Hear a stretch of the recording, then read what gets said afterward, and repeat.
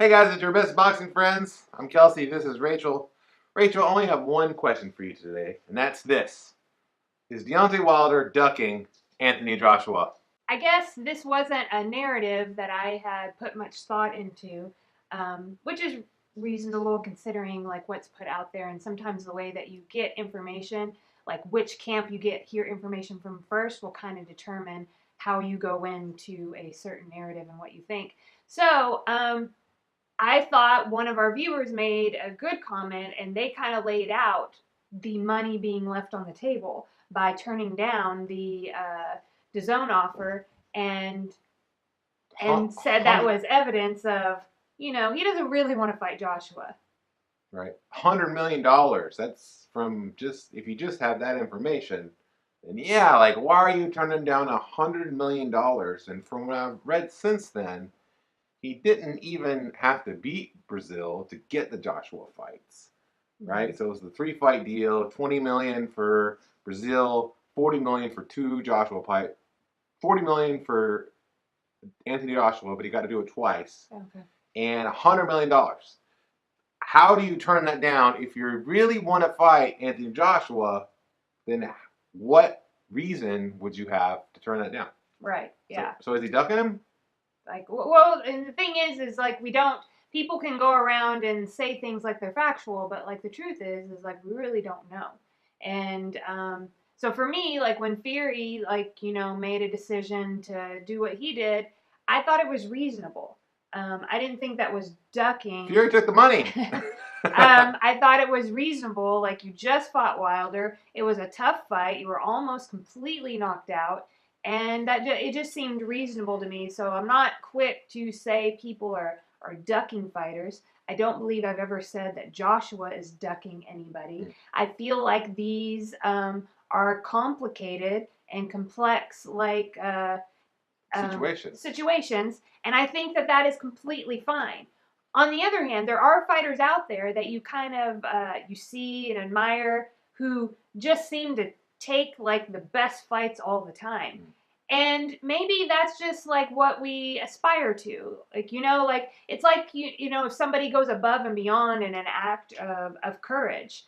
Well, yeah, like we love that. But is it okay if somebody does like the bare minimum in that situation? Like, we're all not the best versions of ourselves, and sometimes we're not courageous and we don't what have you. So anyway, just saying that Yeah. I think like all three of these guys like need to make good decisions, but it is interesting since so many of our viewers brought up that like, hey, it doesn't make sense to leave this money on the table. Now what I wonder is, okay, you say no to DAZN,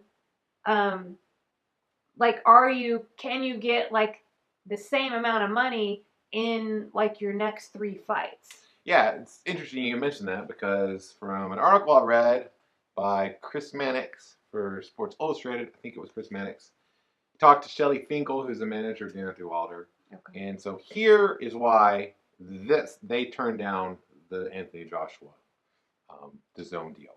So they wanted to know, they were offered a certain amount of money for the fights against Joshua, but they could not get information on how much Anthony Joshua was going to receive. Mm-hmm. So in negotiations, the idea was like, well, somebody's going to give you $1, but they're giving the other guy $4, then you're not doing a good job of negotiating, right? Mm-hmm. And so they wanted that information. The other part of that is that there might be, or there is, an offer from Showtime over 3 fights, which are going to exceed the amount given to DAZN. 3 or 4, I don't remember the specifics, but that's basically the point. Oh, and then the third thing is that Finkel and Wilder's team and those guys think, hey, I'm going to fight Dominic Breazeale anyway. I'm going to do it on Showtime.